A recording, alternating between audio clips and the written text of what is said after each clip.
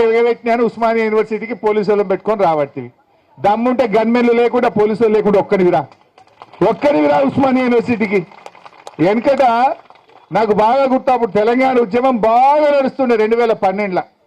వీళ్ళంతా తెలుగుదేశం పార్టీలు ఉండ్రు. ఈయన ఇంకా కొంతమంది ఉస్మానియా యూనివర్సిటీకి వచ్చారు. ఈయన కూడా వచ్చిండు అలా.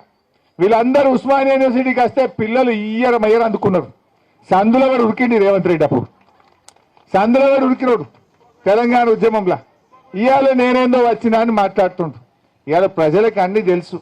ఇప్పటికైనా ఉస్మానియా యూనివర్సిటీలో బేషరతుగా మీకు ఇచ్చిన హామీలు అమలు చేయనందుకు క్షమాపణ చెప్తున్నా అని చెంపలేసుకో. ఎప్పట్లోగా చేస్తావో చెప్పు. నువ్వు ఏం చెప్పినావు నీకు వాళ్ళకి తెలియదా? నీకు నెలకు 4,000 నిరుద్యోగ భృతి అన్నావు. మొదటి ఏడాది 2 లక్షల ఉద్యోగాలు అన్నావు. ఆడపిల్లలకు స్కూటీలు ఇస్తా అన్నావు. జిల్లాకు ఒక యూనివర్సిటీ పెట్టా అన్నావు. ఫీజు రియంబర్స్మెంట్ మొత్తం బకాయిలు క్లియర్ చేస్తా, ఎప్పటికప్పుడు ఇస్తా అన్నావు. ఏదైనా ఒక్కటన్నా చేసిన వాళ్ళ